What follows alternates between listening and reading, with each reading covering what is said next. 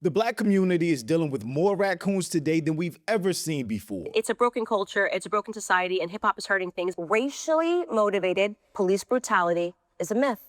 It's simply a myth. When you think about Rosa Parks and what she did, and everybody thinks she's so heroic, do you know Rosa Parks had a car? And it's one of the reasons why we need to dismantle diversity, equity, and inclusion. And I don't want to be around someone who thinks the color of their skin is some kind of defining characteristic, and the most important thing about the Such thing as racism is an illusion.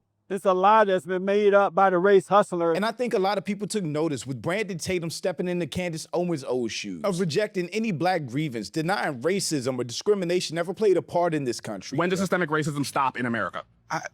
I don't think there was real systemic racism. And there is a reason that we're seeing the rise of so many raccoons lately. All you need is a phone and an opinion white conservative media wants amplified. Algorithms reward conflict, and nothing generates conflict like a black face telling other black people they're wrong about their own oppression. It's the most efficient content format the right has ever found because it can't be dismissed as racism when it's coming from one of us. But I'm Jew, welcome to the channel. Please like and share the video. Don't forget to sub. Now, let's get into it. America was built on a racial hierarchy, not implied, not up for anyone's opinion, but legislated. That hierarchy didn't die, it adopted. Its newest tool isn't a white man in a suit on cable news, it's us, with a phone, with the mic, and a following. The rise of the digital is the right's secret weapon in the digital age. That makes so much sense before he even goes into detail. Forbes put out an article earlier this year where it pointed out that bots actually outnumber humans on the internet, especially social media. And the whole point of bots is to push a certain narrative while convincing people that they are actual human beings. It's really no different than these sellout Uncle Ruckus raccoons that we see nowadays. The Officer Tatums, Hodge twins, Candace Owens is still up there, the Cartier family, Anton Daniels, Andre Williams and Myron, all of them, right? They are pushing an anti-black American, right-wing, white supremacist MAGA narrative against the black community. And that's how you get them echoing all these same white supremacist talking points that there was never systematic racism or discrimination, black people are lazy, they need to pull themselves up by their bootstraps, all the same shit that we've always been hearing from white people, but now it's coming from black people, and it gives it a certain validity to their audience that it's not a racist person saying it, so it must be true. With the audience not knowing they're getting paid to spew this garbage, they don't speak for the black community. Let's talk about how that happens. 20 years ago, this pipeline did not exist at this scale. You needed a network to put you on air,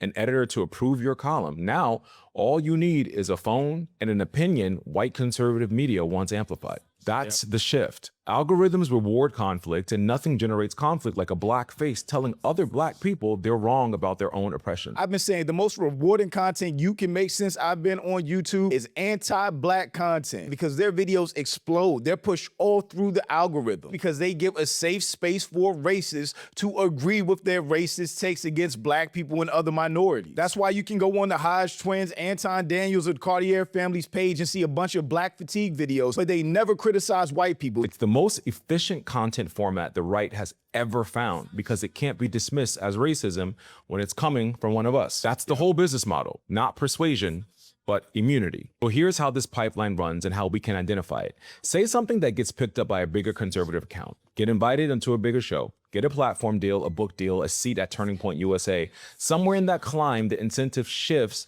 because the audience paying for the platform isn't us.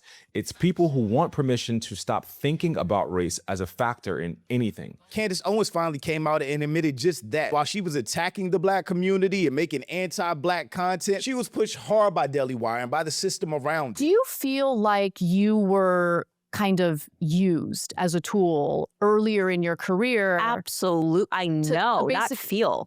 It's a fact. Because when you're critical of, let's say, the black community, oh, they love it, right? That's when you get a platform and you get all the plaudits and speaking engagements. Which is how you get her talking like this about the black community in front of a white audience. It's a broken culture, it's a broken society, and hip-hop is hurting things. Racially motivated police brutality is a myth.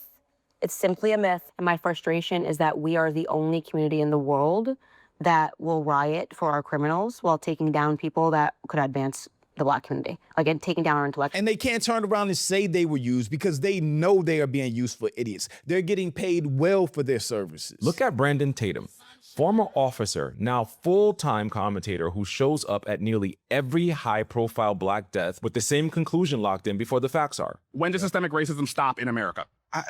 I don't think there was real systemic racism. Ever? I do not believe yeah. that there's been systemic racism Yeah. in America that's been the primary reason why black people cannot succeed. The Nolan Wells case.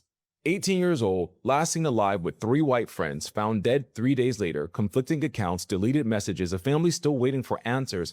And before any of that is resolved, Tatum's already on camera insisting race isn't a part of it, platforming the white men Nolan was with to clear them of their ability to be suspects and their strange and bizarre behaviors leading to and post Nolan's death. The amount of cover that Officer Tatum has run for those white kids, their families, and the authorities down there is insane. This man outright with no evidence, because the toxicology report hasn't even been released, accused Nolan Wells of being drunk and on cocaine.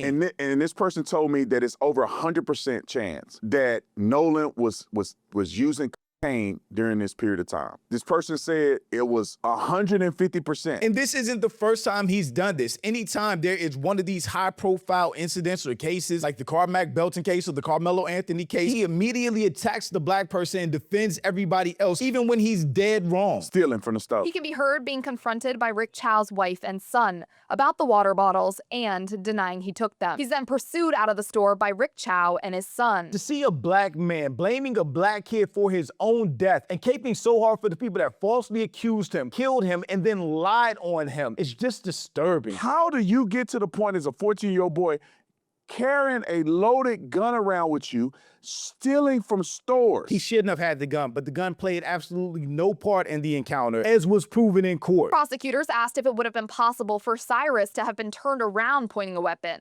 She said no. Maybe that's a sincere analysis, but it's also consistently the analysis his audience is paying to hear. Look at Candace Owens. Racially motivated police brutality is a myth. Stop selling us our own oppression. Stop taking away our self-confidence by telling us that we can't because of racism, because of slavery. I've never been a slave in this country. Stop telling us that we need to be obsessing over our past when we should be obsessing over our future and the potential that we have. Years spent building a media career on the claim that systemic racism is a myth manufactured to keep black people voting Democrat. A whole documentary dedicated to reframing George Floyd's murder and the movement that followed it as fabrication. And I'll always say this, her and Nick Fuentes are the ones that put the batteries in Kanye's back to go as far right MAGA as he did. From Confederate flags and swastikas on clothing, MAGA hats, White Lives Matter shirts, anti-black statements. You hear about slavery for 400 years. For 400 years, that sounds like a choice. Cozying up to white supremacists, becoming a puppet for anti-black influencers like Nick Fuentes and Candace Owens, idolizing Hitler. I like Hitler. I do not. The Holocaust is not what happened. Let's look at the facts of that. And Hitler has a lot of redeeming qualities. And that George Floyd documentary was a pure example of that, because Kanye took that and ran with it. I watched the George Floyd documentary that Candace Owens put up. One of the things that his 2 roommates said was, they want a tall guy like me. They want a tall guy like me. And the day when he died, he said a prayer for, 8 minutes. Mm-hmm. He said a prayer for 8 minutes. They hit him with the fentanyl. That's not political disagreement. It's the erasure of video evidence millions of people watched with their own eyes. And it's not lost on us how often we watch the same figure build a life that mirrors the very community they've abandoned, marry into the whiteness they've spent their entire career trying to get closer to. All of this to create children who will be perceived as being black, raised by people who think blackness isn't real. People like Brandon Tatum definitely think blackness isn't real, but he is not raising black kids. He was very specific about that. And I think about my kids. I'm in a blended family. I'm in a mixed family. Kids don't wake up every morning and be like, I'm black. Here's why we called it out and why it's dangerous, not just annoying. It's dangerous because it doesn't stay contained to the one commentator's opinion. It gets cited, it gets clipped into evidence for juries of public opinion before real juries ever convene. Gives cover to policymakers who want an excuse to defund the exact interventions, healthcare, equity programs, police oversight, border protections that the data says we need. Tells a scared, unsure white audience, you don't have to sit with this discomfort. A black person already told you it's not real. Facts, which is how we get this whole crazy anti-DEI push with this administration. So we have relegated DEI to the dustbin of history, which is exactly where it belongs. And black faces like Anton Daniels propagating lies that it pushed racism and was discriminatory against white people. And actually, we're supporting and upholding prejudice, bias, and racist views that does not have any place in society.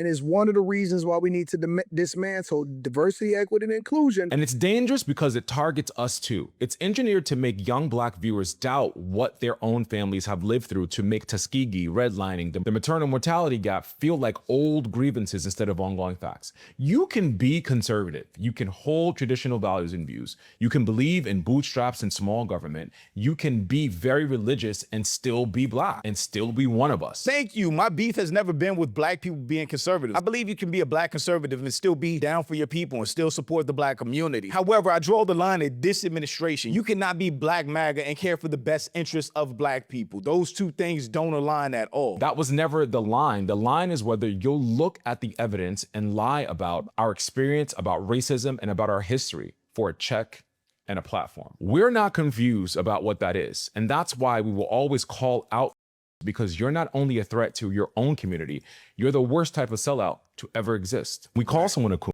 We're not reaching for a word white people use to dehumanize us on minstrel stages. We've taken it back and pointed it somewhere else, at betrayal. Not disagreement, not politics, not even conservatism. Betrayal. It's a word for someone who watched us bleed for 400 years and decided the smartest move was to stand in the other side of the room and tell the ones holding the whip, we're exaggerating. You don't earn that word by just thinking differently. You earn it by knowing the truth and selling it anyway, by taking the pain of your own people and turning it into your own paycheck, your own proximity, your own seat at a table that was never going to set a place for you. That's not a difference of opinion. It's a defection. We've never had a shortage of words for the ones who defect. I'm laughing because never gonna set a place for you is facts. Brandon Tatum has got his Negro wake-up call a bunch of times. Why debate someone paid by Israel who can't read? Yeah, it's a shame. Brandon Tatum, he can't read. It's actually sad. I feel sorry for him. I think he's just embarrassed. I don't think he's a bad guy. I just think he feels embarrassed that he can't read. It's gotta be so awkward. Imagine you go with Brandon Tatum to a restaurant that he's never been to before, and they hand him a menu and he's looking at it and he's like pretending to scan the words. And you're like, so Brandon, what do you think you're gonna order? And he's like sweating. I don't know. What you gonna order? And you're like, I don't know. I just can't make up my mind. What do you think? I got to go to the bathroom, man. I got to go to the bathroom. Candace Owens got her Negro wake-up call when she started speaking out against MAGA. And suddenly it was, you're an anti-Semite. You deserve to have nothing. You shouldn't even be allowed to travel to Australia because you are akin to Adolf Hitler. That's the crazy. Same people that gave me the platform. These are really funny, man. Wouldn't be on the brink of my seat. Look, the short and the thick of it is really thought. Dude, 5 seconds in, I'm on the brink of my seat. It's like, dude, she doesn't speak English. She sounds like an immigrant. I feel like immigrants have a better grasp on English. She sounds like an immigrant, does she not? She sounds like fresh off the boat. I am on the brink of my seat. I am on the brink of my chair. Like, you sound like an immigrant. They will never be accepted. They will never be wanted. They are nothing but useful tools to the right. And they keep doing it because it enriches them and puts them on a bigger platform. Shout out to Adiv. I think that's how you say it. I love his videos on TikTok. I do think raccoons are genuinely harmful to the Black community because they can create and propagate racist narratives against us that will be fully accepted as facts by a racist audience and regurgitated online to attack other Black people with proof that they got from another Black person. It's super harmful, especially for younger generations coming into social media that don't know fact from fiction. But shout out to my channel and Patreon members. Thank you so much for supporting and thanks for watching. Y'all let me know what you think about all this in the comments. Also, make sure you check out the next video and don't forget to follow me on Instagram for behind the scenes and life stuff. And I'll catch you next time. Peace.